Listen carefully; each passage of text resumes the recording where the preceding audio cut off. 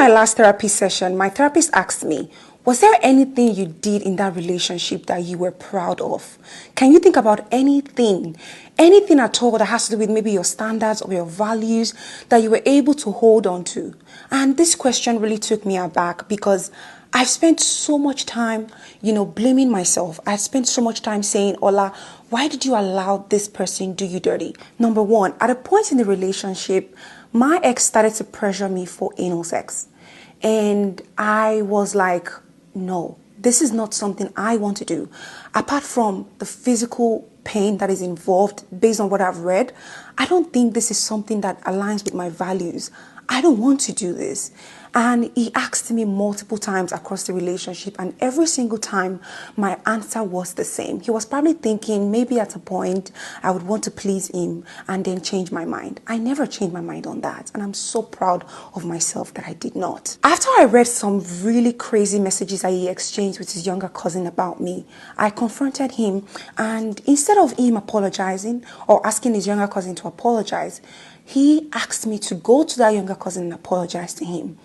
His justification was that because I was the one that was coming into the relationship, because I was the one who he was going to marry, I have to do everything possible to be accepted in his own home. And I was like, I would never do it. There is no way I would ever apologize to someone who you allowed to disrespect me, someone who you brought into our relationship to disrespect me. There was absolutely no way I would allow that. I may owe you an apology for reading those chats, but I would not give that person an apology.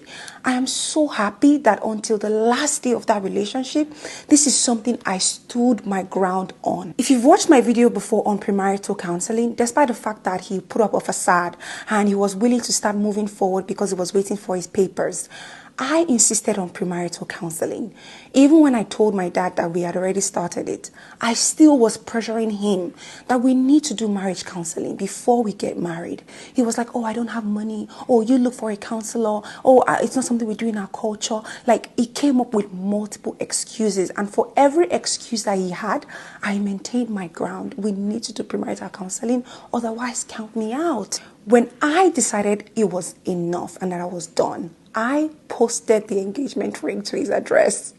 This was something that really got to him. Like, he was crazy when he received the post, like a $6,000 ring that I sent with $20 by Ozpost. Like, it was mad. Like, he couldn't believe that I could do something like that. That's something that I'm still so proud of. For me, it was my biggest move of, I am taking my power back. Even though after I returned the ring, I was still, here and there. I still remember one day when I was in front of one of his family friends. I said, I don't regret returning that ring. Hola. I said, I don't regret returning that ring. I am proud that I did that. I'm going to grow up and tell younger women that I freaking did that. Sometime in April 2024, he was involved in a car accident. And dude, this guy asked me to borrow him $30,000. Yes, he did. We were in a relationship, right? And the relationship was going great at that time.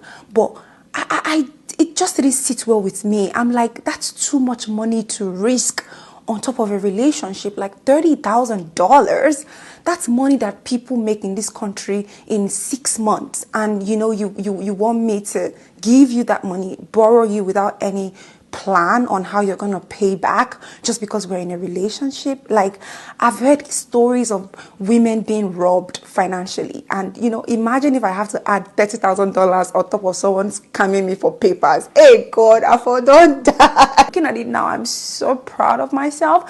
I know I've lost so much in that relationship, but if I had lost these 5 things, oh my God, I'm so proud of myself. I'm so proud.